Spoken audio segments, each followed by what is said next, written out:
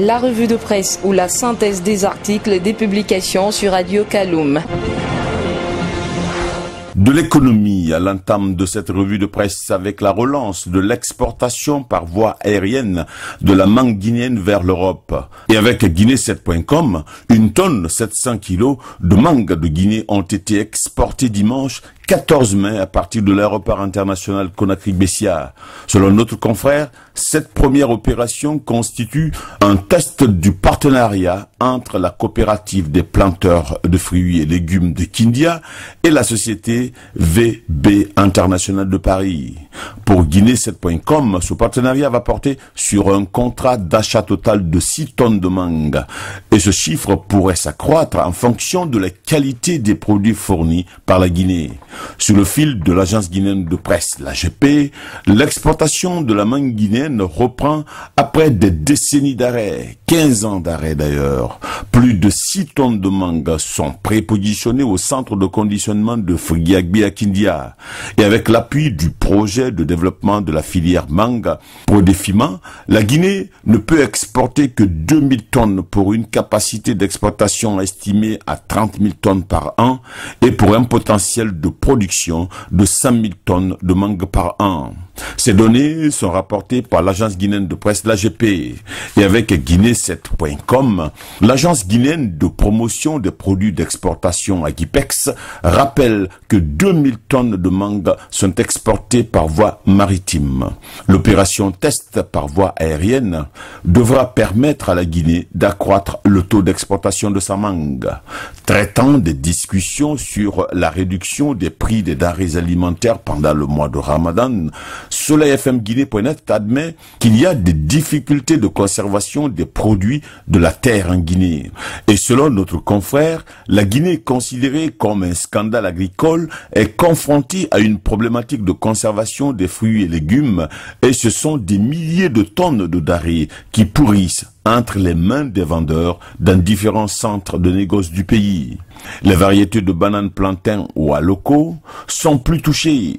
SoleilFMGuinée.net se fait l'écho même d'une vendeuse du marché de la tannerie qui, après avoir dépensé plus de 12 millions de francs guinéens comme frais de transport, regrette que la plupart des denrées pourrissent avant la destination finale à cause du mauvais état de la route. L'État est invité donc à mettre en place des frigos de conservation afin que les produits de la terre profitent aux Guinéens. Et de passage, Guinée News colle aux vérités de Moussa Tchigboro Kamara sur la prolifération des produits avariés, des produits de mauvaise qualité destinés à la consommation. Outre les produits périmés dans les bateaux en haute mer, les variétés de produits concernés et surtout les maladies causées par les denrées avariées, Guinée News et Tchigboro Kamara dénoncent l'existence de plus de 2000 variétés d'eau potable fabriquées dans les foyers sans aucun contrôle sanitaire. Il y a également 91 variétés de bouillon identifiées sur les marchés guinéens. Un fourre-tout qui défie même les cahiers des charges à la douane. Selon l'agence de lutte contre les crimes organisés, tout le monde est malade en Guinée. Même les enfants de moins de 10 ans ont le diabète. Et puis, quand avec Guinée News, 54 agents de santé sont dans la ligne de mire des autorités pour absentéisme au service à l'abbé où le délestage plonge les quartiers entiers dans le noir, eh bien, SoleilFMGuinée.net revient sur le lancement mercredi dernier des travaux d'assainissement du fichier immobilier de l'État. L'opération permet à la Direction nationale du patrimoine bâti public de faire un état des lieux afin de récupérer les biens de l'État. Il s'agit de recenser le patrimoine de l'État injustement occupé par des personnes. Pour le ministre de l'Habitat, je cite, « Des gens parmi nous se sont donné le malin plaisir de s'accaparer des biens publics et de priver la majorité des Guinéens de leurs biens. » Fin de citation. Et le directeur national du patrimoine bâti public, Mohamed Lamine Yayo, parle, je cite, de patrimoine malmené, agressé par des particuliers sans scrupules et peu respectueux de la chose publique. Fin de citation.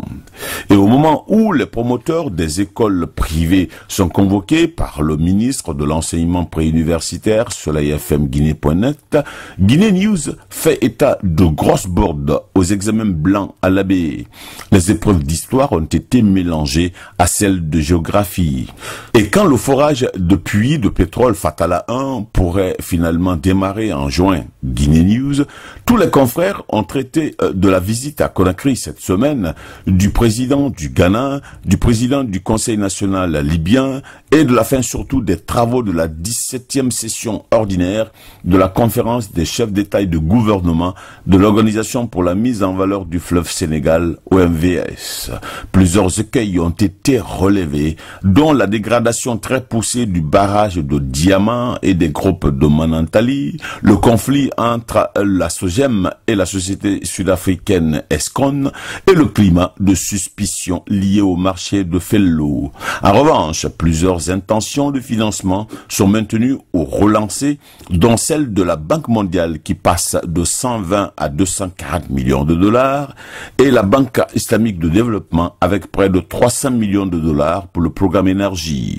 Enfin, au moment où la RPT annonce l'homologation des matériels et équipements terminaux de télécommunications, le Lynx colle à la 5e édition du symposium Mine Guinée avec le président Kremper qui tacle son ministre des Mines et interpelle la société minière. D'où ce titre, je cite, Symposium à Conakry, révolte à Bokeh, Alpha, champion des grises mines, fin de citation.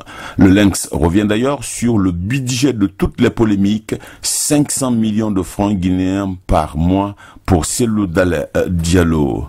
Avec Guinée7.com, le budget de 5 milliards annuels alloué à Cellou Diallo de l'UFDG, c'est du scandale politico-financier au délit de faux et usage de faux. La phrase est bien évidemment sous la forme interrogative. C'était la revue des publications aux presses hebdo sur Radio Kaloum.